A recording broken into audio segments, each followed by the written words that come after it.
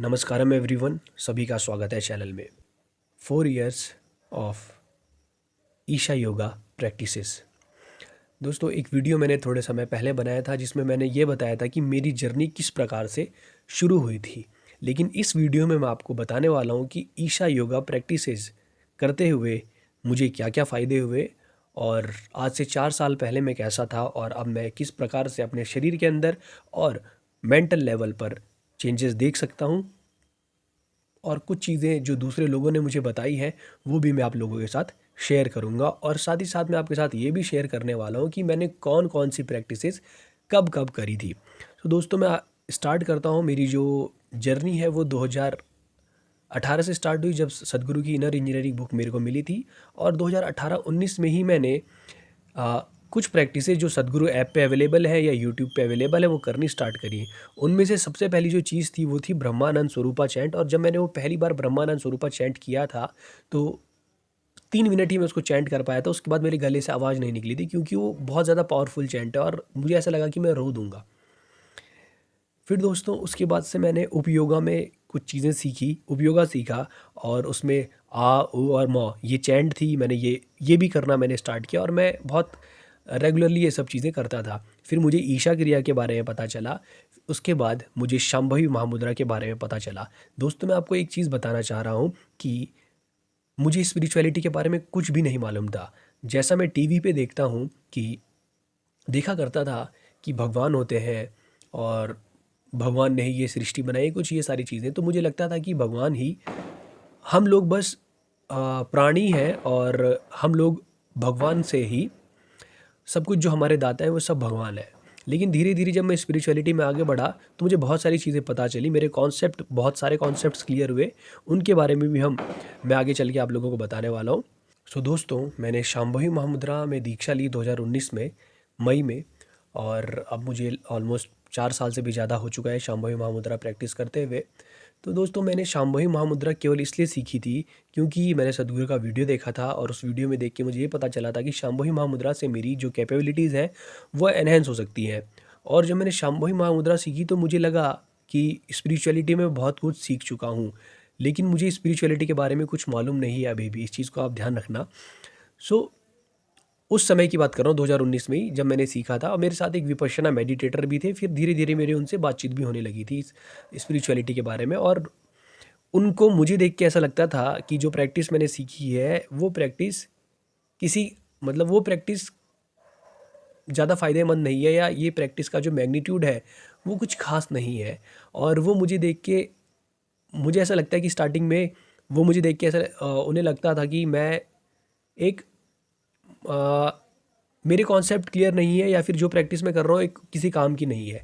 Simple सी चीज़, क्योंकि वो भगवान बुद्ध के द्वारा दी गई विपश्यना मेडिटेशन की प्रैक्टिस करते थे और उन्हें ऐसा लगता था, या उनके अकॉर्डिंग, कि भगवान बुद्ध के अलावा मुक्ति का मार्ग कोई और नहीं दे सकता, जितना मैंने उनको सुना था। हालांकि आगे चल कर मुझे मेरे बहुत सारे कॉन्सेप्ट क्लियर हुए। फिर उसके बाद मैंने शांभवी महामुद्रा अपने आप को एनहेंस करने के लिए सीखी थी। लेकिन जब मैं शांभवी महामुद्रा करने लगा और उसी समय पे मैं सदगुरु के बहुत सारे जो आर्टिकल्स हैं, ब्लॉग्स हैं, वीडियोज़ हैं, वो सब देखता था। लेकिन शांभवी महामुद्रा करते करते मुझे अपने शरीर और मन में, माइंड में बहुत सारी चीज़ें चेंज होती हुई नज़र आई। जब शांभवी महामुद्रा मैंने सीखी तो मेरे शरीर में मुझे आनंद की अनुभूति होने लगी। इस प्रकार का आनंद मैंने केवल, वैसे तो मैंने कभी फील नहीं करा था, लेकिन अगर आपको उस प्रकार का आनंद को कंपेयर करना है तो मैं ये बता सकता हूँ कि वैसा आनंद मैंने तब फील करा था जब जब मैंने वीड पी थी, जिसे हम लोग जनरली भांग कहते हैं या गांजा कहते हैं। ये सब मैंने ट्राई भी करा हुआ है। और अगर आप कंपेयर करना चाहते हो तो शांभवी महामुद्रा का जो शांभवी महामुद्रा से जो इफ़ेक्ट आते हैं वो कुछ उसी प्रकार के आते हैं जो जिस प्रकार के इफ़ेक्ट आपको भांग या गांजा पीने से मिल सकते हैं। लेकिन शांभवी महामुद्रा का फ़ायदा ये है कि आपकी बॉडी और माइंड बहुत स्टेबल रहेंगे। आपके हाथ पांव नहीं कांपने वाले, और आपकी ना आंखें ऐसे नशे में रहेंगी कि आंखें बंद हो रही हैं। ऐसा कुछ भी आपके साथ नहीं होने वाला है। आप बहुत ज़्यादा स्टेबल और फोकस्ड रहोगे। और शांभवी महामुद्रा से केवल माइंड, मेंटल लेवल पर चीज़ें नहीं हुई, आपकी जो बॉडी है वो भी हेल्दी होने लगती है। और बहुत सारी चीज़ें या बहुत सारी बीमारियां जो है आपको अगर या आप डिप्रेशन, एंग्जाइटी वगैरह इनकी बात करो, ये दूर होने लगती हैं। साथ ही साथ अगर आपके कफ या लंग्स से रिलेटेड अगर कोई परेशानी है, वो भी शांभवी महामुद्रा से आराम से ठीक हो सकती है। और कई लोगों के बारे में तो मैंने ऐसा सुना है कि वो लोग जब शांभवी महामुद्रा उन्होंने जब से शांभवी महामुद्रा करी है तो उनकी इम्यूनिटी बहुत अच्छी इंक्रीज़ हुई। ये फ़ायदे मुझे देखने को धीरे धीरे मिलने लगे। इसके बाद मैंने और भी प्रैक्टिसेस करी। जैसे मुझको बहुत ही जल्दी सक्सेस पानी थी, तो सक्सेस के लिए मैंने वीडियोस देखे सदगुरु के। चित्त शक्ति मेडिटेशन के ऊपर उन्होंने वीडियोस बनाए हुए थे। चित्त शक्ति मेडिटेशन में 4 प्रकार के मेडिटेशन आते हैं। पहला चित्त शक्ति मेडिटेशन फॉर सक्सेस, दूसरा चित्त शक्ति मेडिटेशन फॉर हेल्थ, चित्त शक्ति मेडिटेशन फॉर लव एंड चित्त शक्ति मेडिटेशन फॉर पीस। ये मैंने सब ट्राई करके देखा है और चित्त शक्ति मेडिटेशन मैं अक्सर किया करता था। लेकिन चित्त शक्ति मेडिटेशन करते हुए, सक्सेस के लिए मेडिटेशन करते हुए मुझे बाद में ऐसा लगा कि जो मेरे गोल्स हैं वो मुझे क्लियर नहीं थे। तो इसीलिए वो सारी चीज़ें मैंने करनी छोड़ दी। उसके बाद एक और मेडिटेशन था, कल्प वृक्ष मेडिटेशन। तो कल्प वृक्ष मेडिटेशन जब मैं करता, कल्प वृक्ष मेडिटेशन में भी ये आपको कम से कम ये 3 चीज़ आपको मालूम होनी चाहिए। 3 गोल आपके पास होने चाहिए आपकी ज़िंदगी के। मतलब कुछ ऐसे गोल जो आप 6 महीने में करना चाहते हैं, 1.5-2 साल में करना चाहते हैं, और लॉन्ग टाइम मतलब जो लॉन्ग टर्म गोल आपके पास होना चाहिए। फिर दोस्तों इसके अलावा मैं एक चीज़ हमेशा से कोशिश करता था कि मैं ध्यान में चले जाऊं। और ध्यान में जाने के लिए मैं ब्रह्मानंद स्वरूपा चैंट, अगर आप कभी करोगे तो आप देखोगे कि उसको करने के बाद आपको ऐसा लगता है कि आप ध्यान में जा सकते हो। तो मैंने ब्रह्मानंद स्वरूपा चैंट भी करनी स्टार्ट करी और काफ़ी लंबे लंबे समय तक मैं करने लगा। तो ये धीरे धीरे जो भी चीज़ें सदगुरु ने बताई वो सारी की सारी चीज़ें मैं करने लगता था और बहुत ही स्ट्रिक्टली मैं उनको फॉलो करता था। लेकिन ऐसे में कई गलतियां भी हुई और वो मैं चाहता हूँ कि आप वो लोग गलतियां ना करें।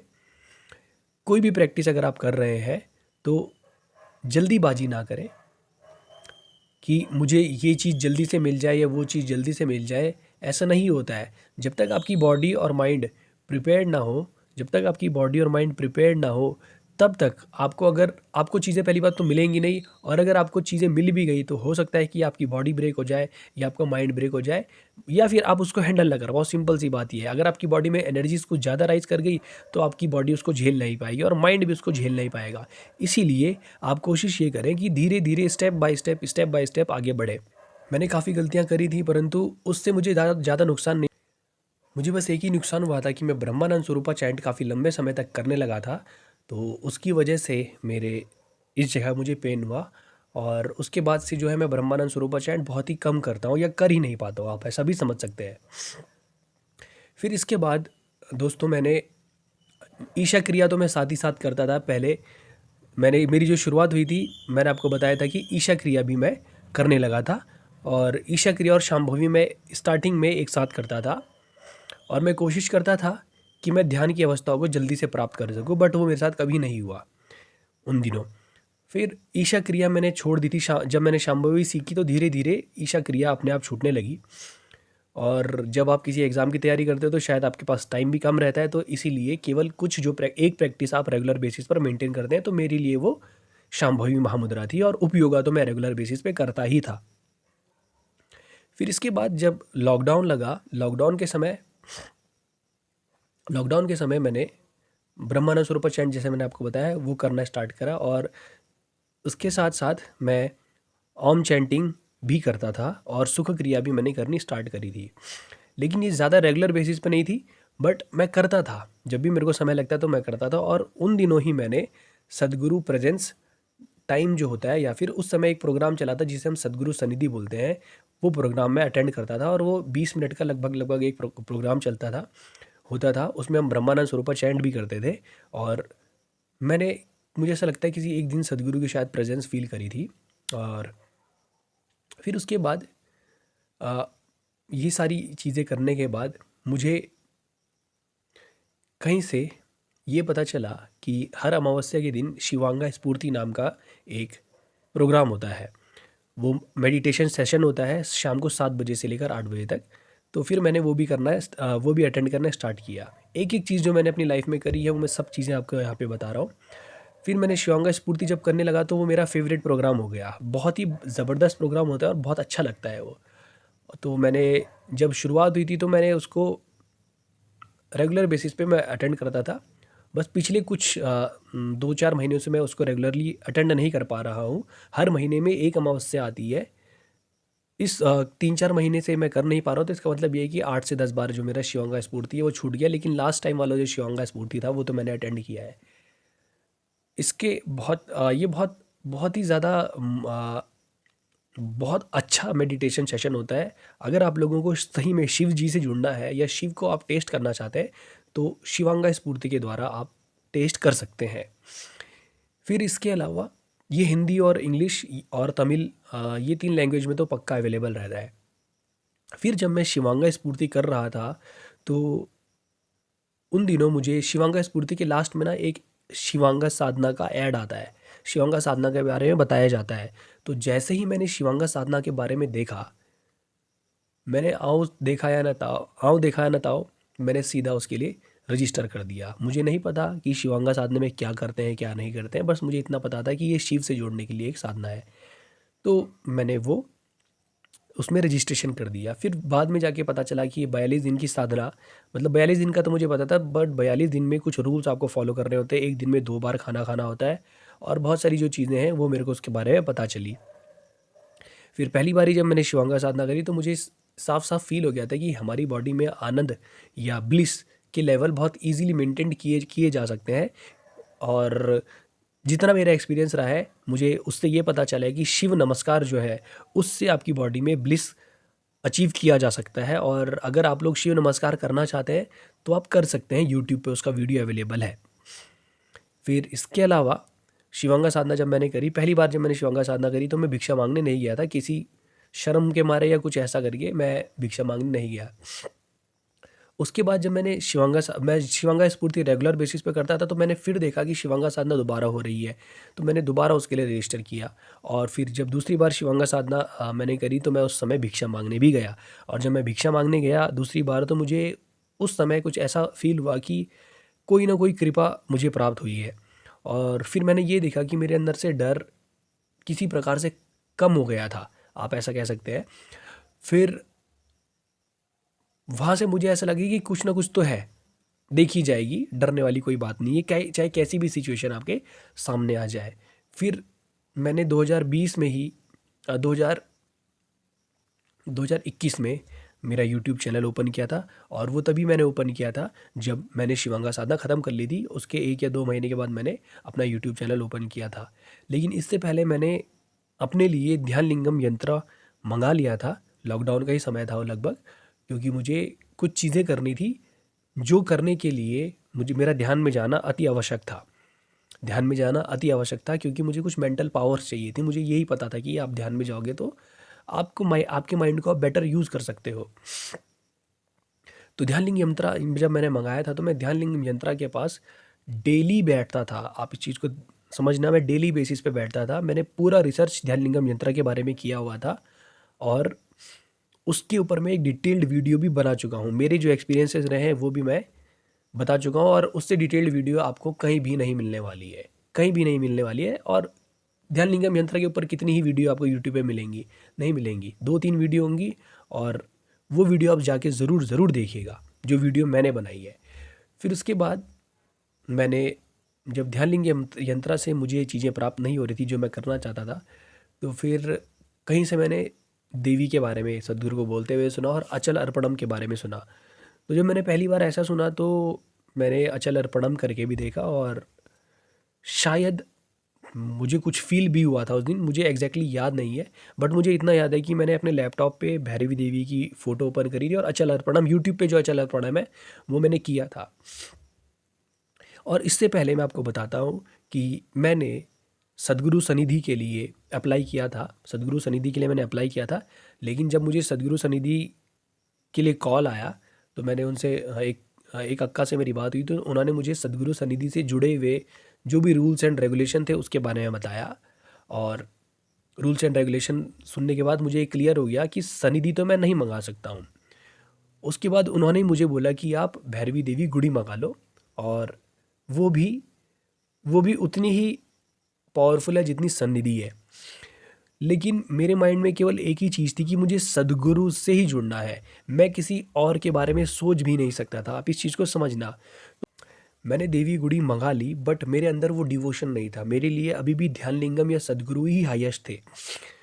लेकिन जैसा कि सद्गुरु ने बताया था कि आपको देवी को टॉप मतलब फर्स्ट प्रायोरिटी देनी है, तो मैं उनके लिए खाना बनाता, फूल सजाता, सब कुछ करता।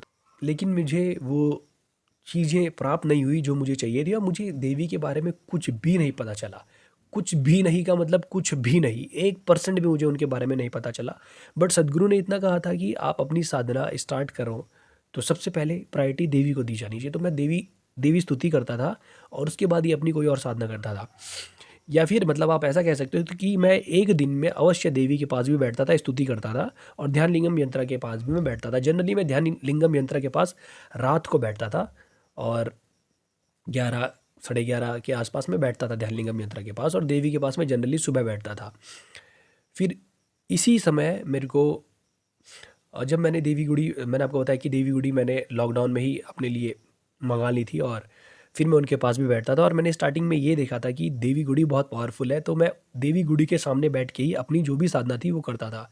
लेकिन कुछ समय के बाद एक ऐसा समय आया कि मैं ना ही देवी गुड़ी के पास बैठ के अपनी साधना कर पाता था, और ना ही ध्यान लिंगम यंत्र के पास बैठ के कर पाता था। तो इसीलिए मैं बीच में बैठ के अपनी साधना करता था।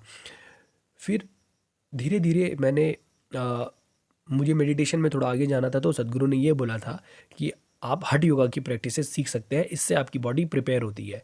तो मैंने अंग मर्दना सीखा पहले, और अंग मर्दना जब मैंने सीखा तो मुझे ये नज़र आया, ये फील हुआ कि मैं ज़्यादा देर तक आप ध्यान में बैठ सकता हूँ।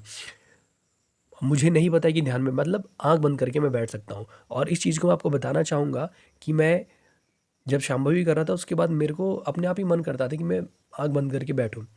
तो खाली टाइम में मैं ज़रूर बैठता था आंख बंद करके। और इससे पहले एक चीज़ और बताऊँगा कि देवी गुड़ी मंगाने से पहले मैं सदगुरु ने बताया था कि अगर कोई भी किसी भी व्यक्ति की एक फ़ोटो यंत्र की तरह भी काम कर सकती है, तो मुझे सदगुरु से किसी तरीके से कनेक्ट होना था। सदगुरु से कनेक्ट होने के लिए मैं ब्रह्मानंद स्वरूपा चैंट भी करता था, लेकिन उसके अलावा मैं सदगुरु की फ़ोटो को देखना मैंने स्टार्ट किया था। 40-40, 45-45 मिनट तक मैं बहुत ईज़िली उनकी फ़ोटो को देखता था। फिर उसके बाद मैं अपने रूम में ध्यान लिंगम यंत्र जब लेकर आया, तो फिर वो प्रोसेस मैंने छोड़ दिया, और ध्यान लिंगम यंत्र के आने के बाद आपके रूम में एक अलग सी पावर आपको महसूस होने लगती है। तो मैं उसके बाद आँख बंद करके ही बैठने लगा। फिर इसके बाद मैंने अंग मर्दना सीखा। अंग मर्दना से मेरी बॉडी की जो सीटिंग कैपेसिटी है वो बहुत अच्छी हुई। तो मैं 1 डेढ़ घंटा 2 घंटे बैठने लगा।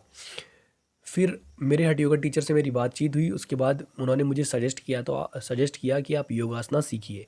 फिर मैंने योगासना सीखे, और योगासना सीखने से मुझे एक चीज़ पता चली कि योगासना आपको रियलाइजेशन की तरफ ले जाता है। और मैंने ये रियलाइज़ किया कि अगर आपको ये पता चल जाए कि सांस किस प्रकार से लेनी है, तो आप के माइंड में कभी भी टेंशन क्रिएट नहीं हो सकती, और ना ही आप दुखी हो सकते। आप केवल और केवल ब्लिसफुल ही रहोगे। कोई और चीज़ आपके साथ हो ही नहीं सकती अगर आपको ये पता है कि सांस किस प्रकार से लेनी है। और ये मुझे योगासनास करते हुए फील हो गया था। फिर योगासना सीखने के बाद ऐसा नहीं है कि आप मुझे देखकर ये ना समझें कि मैंने बहुत सारी चीज़ें प्राप्त कर ली हैं। लेकिन योगासनास करने के बाद कुछ कुछ चीज़ें मुझे पता चलने लगी थी। और मैंने कई दिन ऐसे भी आए हैं जब मैंने एक दिन में 2 बार योगासनास किए हैं। और फिर योगासनास सीखने के बाद कुछ समय तक मैंने योगासनास प्रैक्टिस करे। उसके बाद अगर मैं 2023 की बात करूं, तो मैंने 2023 में 2022 में मैंने नाग प्रतिष्ठा भी अटेंड करी थी। नाग प्रतिष्ठा के बाद मैं पहली बार ईशा योगा सेंटर गया था, और देवी के मैंने साक्षात दर्शन किए थे, और ध्यान लिंगम में भी गया था। और लेकिन मैं फिर एक चीज़ बताऊंगा कि ना ही मुझे देवी के बारे में कुछ पता चला, और ना ही ध्यान लिंगम के बारे में। हालांकि मैं दोनों के पास बैठा रहता था, सुबह देवी और शाम को ध्यान लिंगम। ये होना ही होना था। मतलब सुबह भी, फिर दिन में ध्यान लिंगम, फिर शाम को देवी जब आरती होती थी तो देवी के पास, और उसके बाद रात को 9 बजे से लेकर 10 बजे तक ध्यान लिंगम के पास हम बैठते थे। ये सब होने के बाद मैं हमेशा से भैरवी देवी गुड़ी के आगे मैंने बैठना स्टार्ट कर दिया था। ध्यान लिंगम के आगे मैंने बैठना कम कम कर दिया था, क्योंकि देवी आपके लिए जो मटेरियल डिज़ायर है ये बहुत जल्दी फुलफ़िल कर सकती हैं। तो मैं इन्हीं के पास बैठा रहता था, 1 घंटा, डेढ़ घंटा, 2 घंटा जितना बैठना है मैं बैठा रहता था, और मेरा मैक्सिमम सिटिंग टाइम जो है वो 3 आवर्स का है। सो यहीं बैठता रहता था मैं। फिर 2023 में मेरे पास लगभग डेढ़ 2 साल हो चुके थे देवी गुड़ी लाए हुए। 2023 में मुझे पहली बार देवी की प्रेजेंस फील होने लगी, और जैसा कि बहुत सारे लोग बताते हैं कि देवी की प्रेजेंस बहुत मीठी प्रेजेंस होती है, वो मुझे फील होने लगा। और ये भी फील होने लगा कि देवी आपको वहाँ बिठा रही है, और ये वो समय था जिस समय देवी साधना होती है। ठीक है, भैरवी देवी साधना होती है। तो उस समय पे मैंने बहुत अच्छे से देवी को फील किया, और बहुत इजीली मैंने देवी की प्रेजेंस को महसूस करा। और उन दिनों मैंने ये देखा था कि मैं काफ़ी डिवोशन में भी डूब चुका था। हालांकि ऐसा नहीं है कि मैं अभी डिवोशन में नहीं हूँ, लेकिन वो दौर कुछ अलग ही था, क्योंकि उस समय देवी की प्रेजेंस कुछ ज़्यादा ही रहती है। फिर उसके बाद देवी की प्रेजेंस मिलने के बाद मेरे साथ कुछ चीज़ें हुई हैं, और देवी की प्रेजेंस फील होने के बाद काफ़ी सारी चीज़ें हुई हैं। और एक चीज़ मैं आपको बताऊंगा कि अगर आप कनेक्ट हो जाते हैं तो देवी आपको बहुत सारे तरीके से गाइड भी करेगी। इस चीज़ को भी समझना, और वो आपको प्रोटेक्ट भी करती हैं। ऐसे बहुत सारे लोग हैं जिनको देवी देवी की प्रेजेंस फील होती है, देवी उनको प्रोटेक्ट करती हैं। मेरे ही दोस्त हैं आयुष, उनके साथ भी इसी साल हुआ है, ये 2023 में देवी ने उनको प्रेजेंस दी है, और उन्होंने भैरवी देवी साधना के लिए रजिस्ट्रेशन करवाया था, और उनको ये भी नहीं पता था कि इस साधना में करते क्या है। ओके, तो वो कहते हैं ना कि देवी उसी के पास जाती है जहाँ वो जाना चाहती है। तो मेरे दोस्त के साथ भी यही हुआ। फिर उसके बाद योगासना सीखने के बाद, देवी साधना करने के बाद मुझे मौका मिला कि मैं शून्य प्रोग्राम जाकर अटेंड कर सकूं, और मैंने शून्य प्रोग्राम अटेंड किया। शून्य प्रोग्राम अटेंड करने के बाद जो मैं अपनी ज़िंदगी में चाहता था, मेडिटेशन के बारे में जानना चाहता है था, या फिर मेडिटेशन में जो मैं करना चाहता था, वो मुझे शून्य के बाद मेरे कॉन्सेप्ट्स वो शून्य सीखने के बाद मेरे जो कॉन्सेप्ट्स हैं वो क्लियर हो गए। और शून्य शून्य is the best thing that I have ever received. But इस चीज़ को ध्यान रखना कि अगर आप मेडिटेशन में थोड़ा आगे जाना चाहते हैं तो आपकी बॉडी प्रिपेयर्ड होनी चाहिए।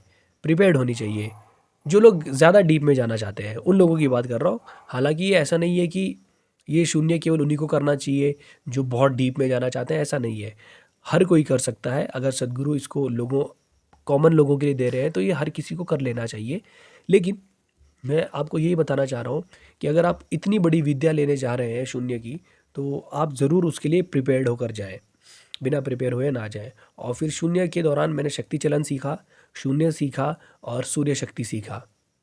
तो अब जो मेरी प्रैक्टिसेस है, उन प्रैक्टिसेस की अगर मैं बात करूँ तो मेरे पास क्या क्या प्रैक्टिस हो गई है करने के लिए। केवल प्रैक्टिसेस की अगर मैं बात करूँ, अंग मर्दना, सूर्य शक्ति, योग आसनाज, शक्ति चलन और शांभवी। इसके अलावा भैरवी देवी की जो साधना है वो उसको मैं अभी हटा रहा हूँ, और भूत शुद्धि भी मैंने सीखी है। भूत शुद्धि और योगासनास मैंने एक साथ सीखे थे, और भूत शुद्धि अपने आप में एक बहुत पावरफुल प्रोसेस है। तो ये सारी चीज़ें 4 साल लगभग मुझे हो चुके हैं। ये प्रैक्टिसेस करते करते मेरी लाइफ में मेजर चेंजेस, या मेरे अंदर जो मैंने मेजर चेंजेस देखे, वो ये है कि मैं अब अपने जो इमोशंस हैं उनको बहुत अच्छे से किसी के सामने रख सकता हूँ। मेरे अंदर जो हेजिटेशन थी वो काफ़ी कम हुई है। इसके अलावा मुझे एक चीज़ और पता चली है कि हम अपने इमोशंस को किसी भी समय पर चेंज कर सकते हैं। अगर आपको गुस्सा आया है तो ये आपके हाथ में डिपेंड करता है कि ये आपके ऊपर डिपेंड करता है कि आप गुस्से में रहना चाहते हैं या नहीं रहना चाहते हैं। मतलब आप चीज़ों से ज़बरदस्ती चिपकना छोड़ सकते हैं, ये आपके हाथ में आ सकता है। इसके अलावा मैंने ये देखा कि हमारी जो बॉडी है उसको हम बहुत आसानी से बहुत हेल्दी रख सकते हैं। और हेल्दी के साथ साथ केवल हेल्थ की मैं बात नहीं करूँगा, कि आपकी बॉडी जो है वो खुश रहेगी। आप इस चीज़ को समझना, माइंड की अलग बात होती है, लेकिन आपकी बॉडी में ही आपको खुशी महसूस होने लगेगी। बॉडी खुश हो रही है, मतलब बॉडी बनी हुई है सेल से। इंडिविजुअल सेल आपकी बॉडी में खुश हो सकते हैं, ब्लिस्ड आउट रह सकते हैं। इस चीज़ को जो लोग शांभवी महामुद्रा ये सब चीज़ें करते होंगे वो रिलेट कर पाएंगे। तो खुश रहना और हेल्दी रहना कोई बहुत बड़ी डील आपके साथ आपके लिए नहीं होगी। आपको दिन भर थकान नहीं लगेगी, आप इस चीज़ को भी समझना। नींद बहुत अच्छी लेवल की हो जाएगी। और जब आप हठ योगा की प्रैक्टिसेस करते हो तो आपको बहुत सारी चीज़ों से छुटकारा ईज़िली मिल सकता है, ईज़िली। और मैं सही में आप लोगों को बता रहा हूँ कि लोगों को ये रियलाइजेशन ही नहीं है कि एक इंसान होना कितनी बड़ी प्रिविलेज की बात है। मतलब आप अगर एक इंसान के रूप में पैदा हुए हो तो आप आप इस प्रकार की स्टेट्स अपने अंदर अचीव कर सकते हो जो कभी आप इस प्रकार की स्टेट्स अपने अंदर अचीव कर सकते हो कि जो जो अचीव करने के बाद आपको ऐसा लगेगा कि बाहर से मुझे किसी चीज़ की आवश्यकता नहीं है। हठ योगा के अनेकों फ़ायदे हैं और मैं तो आप लोगों को हर किसी को सजेस्ट करूंगा जिनका शरीर अभी स्वस्थ है वो सब लोग हठ योगा सीखें, हठ योगा की कोई ना कोई प्रैक्टिस सीखें। उसके ऊपर मैं ऑलरेडी वीडियोस बना चुका हूँ, लिंक भी मैं डिस्क्रिप्शन में दे दूंगा। और मैं आपको एक चीज़ और बताना चाहूँगा, जो लोग ज़्यादा टाइम इन्वेस्ट नहीं कर सकते हैं, केवल उनके पास शांभवी महामुद्रा करने का समय है, तो ऐसे लोगों को मैं ये कहूँगा कि आप भैरवी देवी से कनेक्ट हो, भैरवी देवी की साधना स्टार्ट करें। क्योंकि मैंने ये फील किया है कि भैरवी देवी साधना अगर आप करते हो तो जो चीज़ें आपको हठ योग करने के बाद प्राप्त हो सकती हैं वैसी ही कुछ चीज़ें या वैसी ही कुछ फीलिंग आपको भैरवी देवी के पास बैठने या भैरवी देवी साधना करने से प्राप्त हो सकती हैं। भैरवी देवी आपको एक अलग लेवल ऑफ आनंद में लेकर जा सकती हैं। आप सिंपल बैठ के केवल एक दिन में स्तुति ही करें, 3 स्तुति करें डेली बेसिस पे, आप देखोगे कि कुछ समय के बाद आपको ऐसे लगेगा कि आप अपने आप खुश हो रहे हो। और इस ये खुशी का कारण केवल और केवल भैरवी देवी ही होंगी। मैं आपको ये अपने एक्सपीरियंस से बोल रहा हूँ। और ऐसा सदगुरु ने भी बोला है कि she can take you to the another level of ecstasy, बिल्कुल नेक्स्ट लेवल पर लेकर जा सकती हैं। तो जो लोगों के पास ज़्यादा टाइम नहीं है, जैसे फीमेल्स होती हैं उनके पास ज़्यादा टाइम नहीं रहता और हर कोई एक योगी की तरह या योगी की इंटेंसिटी की तरह इंटेंसिटी से योगा नहीं कर सकता कि 4-4 5-5 घंटे तक लगे हुए अंग मर्दना, योगासना, सूर्य क्रिया सब चल रहा है, शक्ति चल रहा है, हर एक चीज़ चल रही है। अगर आप ये नहीं कर सकते तो नहीं करने की ज़रूरत है। आप केवल शांभवी सीखें और देवी के पास बैठें। ये 2 चीज़ें अगर आप अपनी ज़िंदगी में करेंगे तो ये आपके लिए इनफ होगी। और जैसा कि देवी का नाम, सबसे पहला नाम देवी का गुरुभ्यो होता है और सबसे लास्ट नाम जो है मुक्तिदायिनी है। तो अगर आप उनके साथ कनेक्शन स्थापित कर लेते हैं तो आप देखेंगे कि मतलब आपको ज़्यादा चिंता करने की ज़रूरत नहीं है, चीज़ें आपके साथ होने लगेंगी। और देवी आपको गाइड भी करती हैं, बहुत अच्छे से गाइड करती हैं। जब आपके लिए जो चीज़ ज़रूरी होगी वो चीज़ की तरफ आपको मोड़ दिया जाएगा। और दोस्तों एक चीज़ मैं और बताना चाहूँगा कि सीरियसली आप भैरवी देवी को मतलब हल्के में मत लेना, बिल्कुल भी मत लेना हल्के में। आप उनके पास बैठोगे ना जब, चाहे आपके पास उनकी फ़ोटो ही है केवल और आप डेली बेसिस पे स्तुति चलाते हो या स्तुति मतलब स्तुति करते हो या स्तुति सुनते हो, तो आपको अपनी बॉडी में कुछ चेंजेस देखने को मिलेंगे। आपकी बॉडी एक परफेक्ट शेप में आने लगेगी, आपकी एनर्जीज एक पर्टिकुलर डायरेक्शन में मूव करने लगेंगी, आपका जो माइंड है वो स्टेबल होने लगेगा और बॉडी भी, माइंड स्टिल होने लगेगा और बॉडी भी स्टेबल होने लगेगी। धीरे धीरे ये चीज़ें आपके साथ होने लगेंगी। ये मैं आपको अपने एक्सपीरियंस से बता रहा हूँ। इनको हल्के मत लेना, ये चीज़ें होंगी आपके साथ अगर आप डेली बेसिस पे उनके पास जाएंगे। और जब आप देवी से कनेक्ट होते हैं ना तो आपके अंदर एक अलग लेवल ऑफ स्वीटनेस आ जाएगी। आप आपके अंदर एक अलग ही लेवल ऑफ ब्यूटी या मिठास अपने आप आने लगेगी, वो होता है। और आप एक अलग ही तरीके की एनर्जी एक्सट्यूड करेंगे, आपसे एक अलग तरीके की वाइब्रेशन आने लगेंगी। सो जो लोग ज़्यादा प्रैक्टिसेस नहीं करना चाहते हैं तो उनके लिए तो यही सजेशन है कि आप किसी प्रकार से देवी से जुड़ें और आप देखना कि आपकी लाइफ जो है बहुत इजी या स्मूथ वे में चलने लगेगी। लोगों को बहुत सारी परेशानियां होती हैं जैसे एंग्जाइटी, डिप्रेशन, गुस्सा आना, नशा करना, ये सारी चीज़ें यूँ चुटकियों में गायब हो सकती हैं, चुटकियों में गायब हो सकती हैं। आप ये जो बेसिक प्रैक्टिसेस हैं इनको अगर आप सीख लेंगे तो ये बहुत सारी बीमारियां या बहुत सारी जो मानसिक रोग या शारीरिक शारीरिक रोग है ये आसानी से गायब हो सकते हैं। सो दोस्तों, आई होप कि आपको मेरे जो जर्नी है वो अच्छी लगी होगी और आप यहाँ से कुछ चीज़ ज़रूर सीख कर जाएंगे। मैंने किसी के ऊपर भी जो मेरे ओपिनियन है, मेरे एक्सपीरियंस है, वो मैं किसी के ऊपर थोप नहीं रहा हूँ। अगर आपको इसमें से कुछ चीज़ सीखने को मिलती है, आप प्लीज़ उसे अपने साथ लेकर जाएं। और अगर आप मुझे कोई सजेशन देना चाहते हैं तो आप कमेंट सेक्शन में कमेंट करके भी मुझे सजेशन दे सकते हैं। दोस्तों, मिलेंगे फिर आपसे अगली वीडियो में। तब तक के लिए नमस्कार, धन्यवाद।